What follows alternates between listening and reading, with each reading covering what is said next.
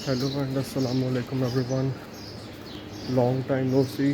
आई know Eid को 2 हफ्ते हो गए हैं बट लेट ही सही। ईद मुबारक टू एवरीवन। आई होप आप सबकी ईद अपनी फैमिलीज़ के साथ अच्छी गुजरी होगी। मैं भी 2 वीक से गुजरांवाला में था, तो जब तक ये ब्लॉग अपलोड होगा तो जो भी मैंने ट्रेनिंग गुजरांवाला में की थी उसकी भी वीडियोस वगैरह आ चुकी होंगी मोस्ट प्रॉबली। तो बात करते हैं आज के वर्कआउट की। तो आज चेस्ट का एक वर्कआउट रखा हुआ है, चेस्ट और शोल्डर्स का। डिफरेंट ये है कि ये वर्कआउट जो है इसमें चेस्ट की जो एक्सरसाइजेज है वो मैंने चेंज की हैं।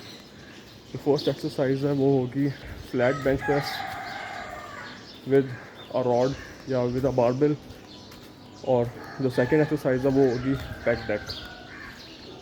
अब इसकी वजह मैंने पिछले ब्लॉग में मेंशन की थी स्विच करने की, कि चेस्ट के लिए जो मेरा माइंड मसल कनेक्शन है वो इन एक्सरसाइजेस के ऊपर, ख़ास करके जो फ्लैट बेंच प्रेस है उस पर बहुत अच्छा है।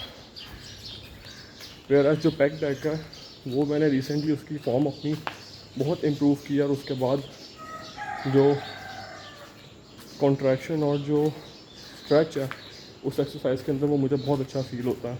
इसलिए मैंने उसको अपने रूटीन के अंदर इनकॉर्पोरेट किया हुआ है और आज मैं उसी को परफॉर्म करूँगा। एंड एक और चीज़ जो बताने वाली है वो ये है कि हमेशा से मैं बैक डेक को अवॉइड करता था कि उससे शोल्डर में पेन होती थी, और हमेशा मुझे जो लोड था वो अपने फ्रंट डेल्ट के ऊपर फील होता था। उसकी रीज़न यही थी कि जो भी चेस्ट एक्सरसाइज आप परफॉर्म करते हैं उसमें कंपलसरी होता है कि आपने अपने जो चेस्ट है उसको अप रखना होता है with a slight arch in your lower back. उसकी वजह से जितने भी जो शोल्डर के मसल्स जो ऑफन मोस्टली जो आपकी मूवमेंट होती है उसको ओवरटेक कर लेते हैं वो एलिमिनेट हो जाते हैं। उससे जो सारा लोड होता है वो कम्प्लीटली आपकी चेस्ट के ऊपर आता है। हैंड्स तो ये काफ़ी अच्छा है चेस्ट के लिए। अब एक मूवमेंट जो है वो कंपाउंड एक्सरसाइज है in the form of bench press, जिसमें ट्राइसेप्स, चेस्ट और शोल्डर्स इन्वॉल्व हैं, और एक आइसोलेशन एक्सरसाइज है जो कि है बैक डेक। वो सिर्फ आपकी चेस्ट को आइसोलेट करके ट्रेन करती है। बाकी शोल्डर्स के लिए सेम एक्सरसाइज लगाऊंगा, seated overhead press with dumbbells और लैटरल के 2 set till failure. Standing try करूँगा आज मैं लैटरल रेजेस को। ईद वाला जो वीक था उसमें मैंने बिल्कुल भी ट्रेन नहीं किया था उस पूरे वीक के लिए, और जो ईद से अगला वाला वीक था उसमें मैंने ट्रेन किया था।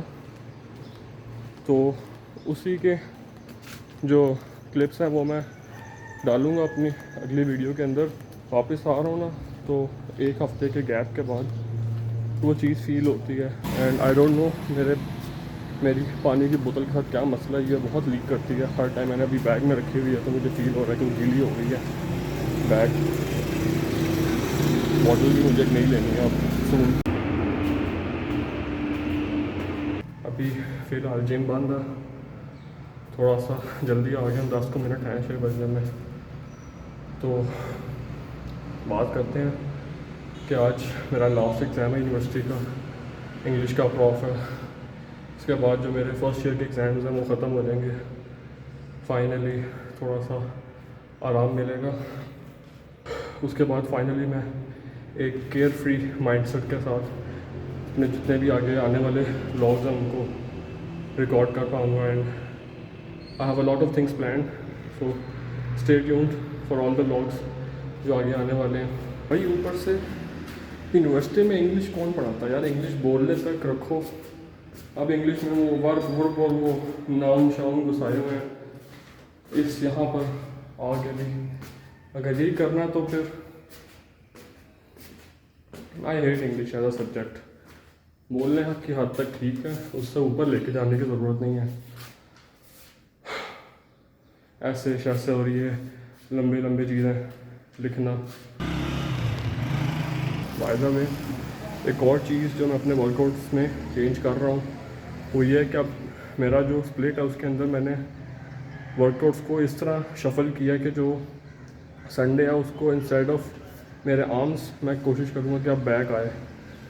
संडे को, क्योंकि आर्म्स के लिए अब मेरे आर्म्स इतने स्ट्रॉन्ग हैं कि जो 7 किलोग्राम्स के डंबल है ना, वो उतना अच्छा लोड करने में हेल्प नहीं करते आर्म्स को। और जितनी एक्सरसाइजेज मैं डंबल से आर्म्स के लिए परफॉर्म कर सकता हूँ 7 किलोग्राम के साथ, वो बहुत लिमिटेड है। एंड काइंड ऑफ से झूठ नहीं बोलूँगा, बोरिंग भी हो गया। तो संडे को अब मैं कोशिश करूँगा कि बैक, रियर डेल्ट्स और काफ्स, ये 3 मसल ग्रुप्स जो है ना, इनको मैं ट्रेन करूँ। और बैक को मैं ऐसे करके ट्रेन करूँगा कि I will just do pullups. सारे जितने भी सेट्स होंगे ना बैक के लिए, वो सारे पुलअप्स ही होंगे। और रियर डेल्ट्स के लिए मैं जो सिटिंग जो होते हैं ना, bent over sitting rear flies जो होते हैं डंबल्स के साथ, वो। और काफ्स के लिए स्टैंडिंग काफ रेजेस सिंगल लेग के साथ 1 टाइम एट अ टाइम। उससे ये होगा कि मैं वीक के अंदर आर्म्स को जिम के अंदर 2 दफ़ा ट्रेन कर पाऊँगा। एंड जो मैं हर वर्कआउट के अंदर हो सकता है एक्सरसाइज सिलेक्शन जो है आर्म्स के लिए वो भी डिफरेंट होगी। तो ये आज जैसे आज मंडे है ना, तो पहले मैं मंडे को बैक करता था ट्रेन, बैक और रियर डेल्ट्स, और अब आज मंडे है तो अब मैं आज चेस्ट ट्रेन करूँगा, चेस्ट और शोल्डर्स। कल आर्म्स ट्रेन करूँगा और फिर वेडनेसडे को होगा बैक और फिर थर्सडे को लेग्स, और फिर सेम रिपीट करेंगे। फ्राइडे को आ जाएगा चेस्ट, सैटरडे को आर्म्स और संडे को बैक। ये ऑन गोइंग मूविंग फॉरवर्ड जो हमारा वर्कआउट स्प्लिट होगा वो ये होगा। थोड़े टाइम के लिए इसको देखेंगे, फिर फ्यूचर हो सकता है चेंजेस करें, लेकिन फ़िलहाल ये प्लान है।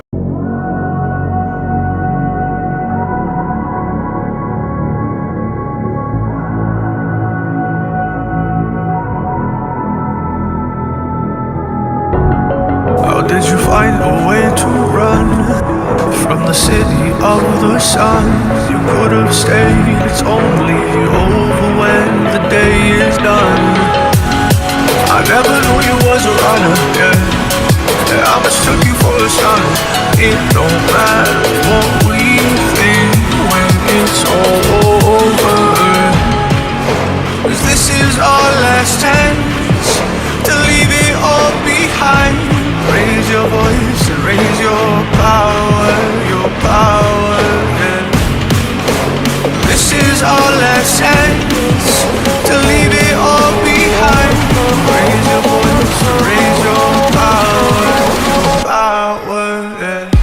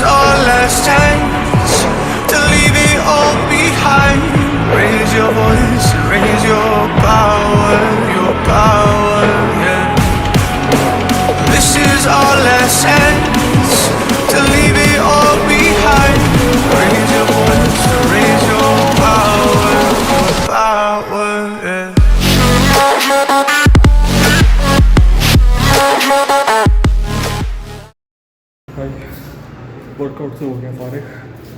अब घर चलते जल्दी से यूनिवर्सिटी की तैयारी करते हैं, ऐसे लेट हो गए। घर जाके मिलता हूँ आप लोगों से। दिन का पहला मील या जो पोस्ट वर्कआउट है वो है दही, 3 बॉइल्ड अंडे और ये मैं यूनिवर्सिटी से पहले खा के जाऊँगा, उसके बाद जो प्रॉपर नाश्ता होगा पराठे और अंडे वो मैं वापस आकर खाऊँगा पेपर दे के। इसको ख़त्म करते हैं और उसके बाद मैं डायरेक्ट आपसे यूनिवर्सिटी के बाद मिलूँगा जब पेपर हो जाएगा मेरा।